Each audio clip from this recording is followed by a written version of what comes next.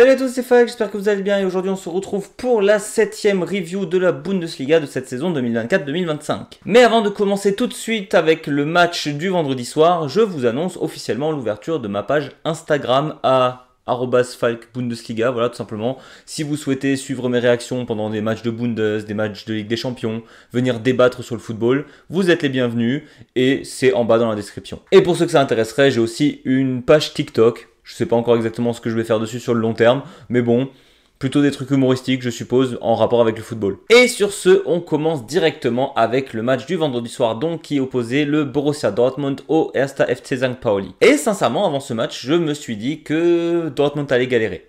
On revient de trêve internationale, beaucoup de joueurs du Borussia Dortmund ont joué cette trêve internationale et donc sont revenus assez fatigués. Et pourtant, sur la physionomie de match, je trouve que le Borussia Dortmund était plutôt très dominant lors de cette partie.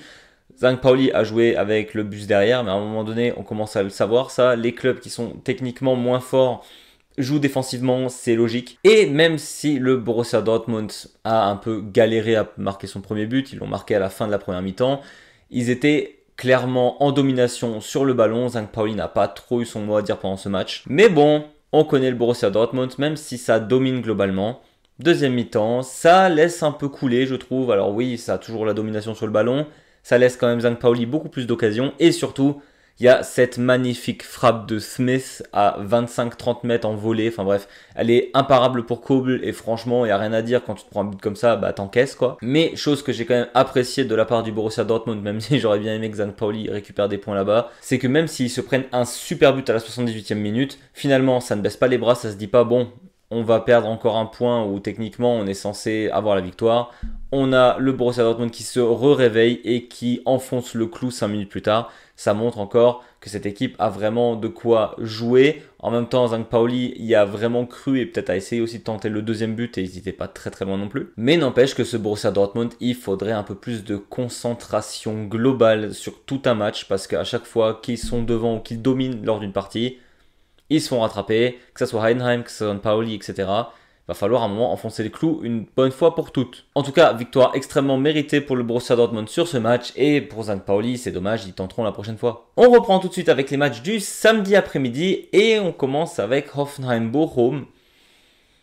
Un match entre deux clubs qui sont en galère actuellement, on va dire. C'était l'occasion pour les deux équipes de se relancer vraiment dans cette saison. On sait que Bochum n'a toujours pas de victoire lors de cette saison de Bundesliga.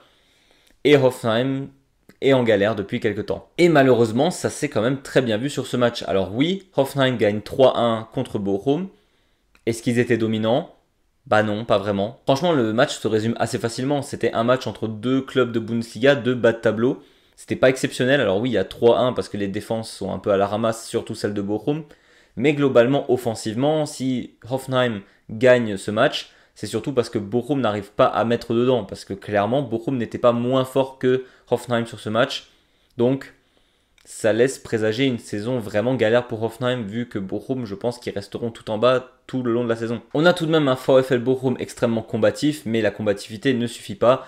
Il y a clairement un manque de talent dans cette équipe et ça commence à se voir sévèrement. À voir quand est-ce qu'ils réussiront enfin à avoir cette première victoire en Bundesliga qui pourra peut-être éventuellement les faire démarrer cette saison correctement. Parce que là, avec un point après 7 matchs, c'est vraiment extrêmement faible. En tout cas, Hoffenheim a su prendre l'opportunité de jouer un adversaire plutôt faible pour se relancer dans cette saison. 3 points, ça sera toujours ça de prix en fin de saison lorsqu'ils joueront éventuellement la relégation. On continue tout de suite avec le prochain match qui s'est joué au Baden-Württemberg, celui entre le SC Freiburg et le FC Augsburg. Et là, ça va être très rapide et il n'y avait aucun débat possible. Le SC Freiburg fait une saison magnifique. Et ils ont plié le match en première mi-temps, point. Les 3 buts du SC Freiburg sont marqués entre la 35e et la 45e, c'est-à-dire 3 buts en 10 minutes. Et le match, il n'y avait plus grand-chose à dire. Augsburg en met un en deuxième mi-temps parce que clairement Freiburg s'est relâché et a laissé le jeu se faire pour se fatiguer le moins possible. On sait que Augsburg cette année, c'est vraiment plus faible que le SC Freiburg. Et là où je voyais Freiburg vraiment galérer cette saison, bah pour l'instant, ils me font totalement mentir. Ils sont 3e de Bundesliga. Et c'est totalement mérité vu le jeu qu'il propose. On a tendance à dire qu'une équipe qui réussit, c'est une équipe qui gagne les matchs qu'elle doit gagner. C'est pas Leipzig il y a quelques temps qui arrivait à battre les meilleurs et à perdre contre les plus mauvais. Freiburg, quand une équipe est foncièrement plus mauvais qu'elle, ils vont les tabasser, ils vont chercher les 3 points. Comme ça, ils peuvent se permettre des petits écarts lorsqu'ils jouent contre des grosses équipes. En tout cas, si ça continue comme ça, le SC Freiburg, ça finira sûrement en Europe en fin de saison. Et franchement, chapeau à eux avec le changement de coach. Et pour le coup, toute l'équipe a été super bonne. Je n'ai pas vu un joueur plus mauvais que les autres. C'est assez dingue. Autre match du samedi après-midi où je trouve qu'il n'y a pas eu trop de débats, c'était le match entre Mainz 05 et le RB Leipzig. Alors oui, dans les stats, ça ne se voit pas, car Mainz a la possession et Mainz a largement plus de tirs que le RB Leipzig. Mais ça s'explique assez facilement. Leipzig marque ses buts à la 20e et à la 37e. Voilà, je vous laisse deviner ce qu'ils ont fait ensuite. J'ai quand même l'impression que cette année en Bundesliga, c'est beaucoup moins violent au niveau de l'attaque. C'est-à-dire qu'avant, on essayait de marquer un maximum de buts. Et là, avec tous les matchs qu'il y a, que ce soit avec les clubs, que ce soit avec l'équipe nationale, etc., les équipes se retiennent un peu. Et quand elles mènent de 2 buts ou de 3 buts en général, après, ça laisse un peu jouer. Et c'est exactement ce qui s'est passé avec Leipzig. Même en deuxième mi-temps, ça a tourné au niveau des joueurs. Voilà, Leipzig était dominant. Mainz était quand même très combatif, mais il faut dire ce qui est là, le talent entre les deux équipes est aussi assez violent. Leipzig est vraiment plus fort. N'empêche que je trouve que ce que fait cette équipe de Mainz actuellement, c'est très très bien, même s'ils n'ont pas marqué lors de ce match. En général, ils sont très combatifs et c'est avec cette mentalité qu'on reste en Bundesliga en général. N'empêche que je trouve qu'on n'en parle pas assez. Mais Leipzig actuellement est premier de Bundesliga avec le Bayern, n'a toujours pas perdu en Bundesliga. Se tape des grosses équipes en Ligue des Champions, doit en gagner un sur les deux, ça c'est sûr. Mais bon, ils sont là, on n'en parle pas beaucoup, mais il y a moyen qu'ils fassent très très mal en fin de saison. Quand je vois sur internet des gens qui disent que Xavi Simons, il allait s'enterrer à Leipzig alors qu'il pourrait jouer avec le Paris Saint-Germain. S'enterrer à Leipzig, ouais, je pense, ouais. Match que j'attendais énormément, match entre le Borussia Mönchengladbach et le 1. FC Heidenheim. Alors si je l'attendais, c'est pas forcément par rapport aux performances des équipes cette saison, c'est surtout Kleindienst qui rejoue contre son équipe où il a explosé en Bundesliga. Et je pense qu'on peut dire qu'il a réussi son match contre son ancienne équipe. Le Borussia Mönchengladbach qui renoue avec la victoire 3-2 contre un Heidenheim assez fort. Et pour le coup, là où je disais qu'il y a certaines équipes, elles se retiennent, etc. Là, on a vu deux équipes extrêmement motivées, super offensives. Ça partait littéralement dans tous les sens. L'attaque aller de Heidenheim à Gladbach, de Gladbach à Heidenheim, faut dire ce qui est, c'était un match de feu. Franchement, ça a fini 3-2 le match, ça m'aurait même pas étonné que ça finisse genre 5-4 au vu de nombre d'occasions nettes qu'il y a eu lors de ce match. Sur le principe, c'était assez dingue, mais c'est vrai que globalement, Gladbach a été au-dessus et Kleindienst a fait un match exceptionnel pour son retour contre son ancienne équipe. Grâce à ces 3 points, Gladbach réussit à se faire un peu d'air par rapport au classement d'en bas. Et Heidenheim, on les retrouve là où vraiment on pensait qu'ils allaient plus être en milieu de saison, c'est-à-dire milieu de tableau. On arrive pour moi à ce qui était le premier des 2 top spiels du week-end, parce qu'effectivement, il y avait Bayern Stuttgart, on y arrivera juste après, mais il y avait surtout Leverkusen Frankfurt, et un match beaucoup plus décevant que ce que j'avais imaginé malheureusement. C'est simple, 2-1 pour Leverkusen, mais Leverkusen a été archi dominant sur le match, il n'y a pas photo. Pour le coup, ce Leverkusen-là, qui se concentre lorsqu'elle joue une grosse équipe, il n'y a pas à dire, c'est une des meilleures équipes d'Europe. Après, clairement, Frankfurt a une défense de feu. Ça a très très bien géré les nombreuses offensives de Leverkusen parce qu'il y en avait beaucoup. Sur toutes les tentatives, qu'il n'y en ait que 2 qui soient rentrées, franchement, c'est limite un miracle.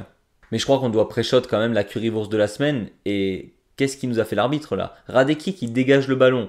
Le ballon qui se retrouve finalement devant le but de Leverkusen parce que Radecki le tire sur Jonathan Tah, je crois. On a un attaquant de Frankfurt, je crois que c'est Marmouche, qui va sur le ballon, qui est prêt à mettre la tête dans le but, et ça aurait fait but pour Frankfurt totalement mérité. Et derrière, je sais plus, mais je crois que c'est Jonathan Tah qui pousse Marmouche dans le dos. Et il n'y a pas pénalty.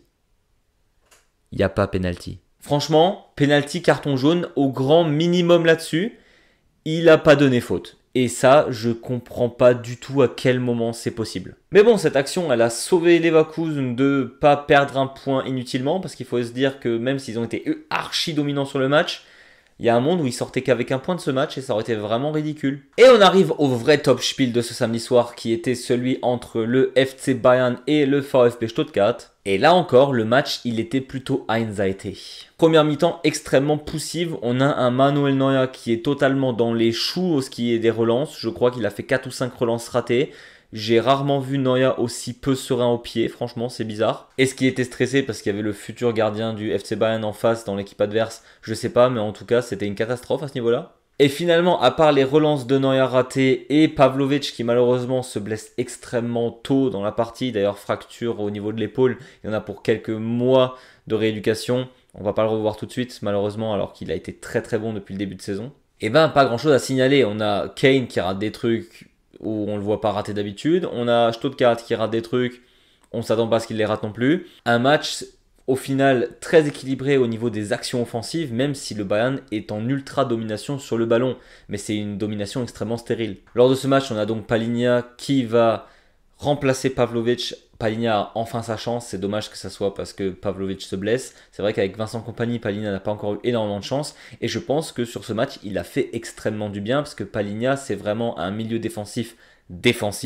et il a stoppé un bon nombre de contre-attaques de Stuttgart lors de cette deuxième mi-temps. Il était extrêmement important sur la réussite du Bayern. Mais en deuxième mi-temps, le Bayern montre sa domination et plante sa domination. On a Harry Kane qui n'avait pas marqué depuis 3 matchs, qui s'est dit non, pourquoi marquer des tapines à 5 mètres du but? Je vais tenter une frappe à 30 mètres et je marque.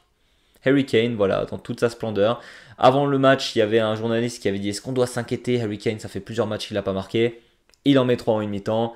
Débat clos, Harry Kane, c'est toujours un des meilleurs 9 au monde. Surtout que le gars sait se créer ses occasions. Hein, c'est pas juste je me prends une passe, je la mets dedans.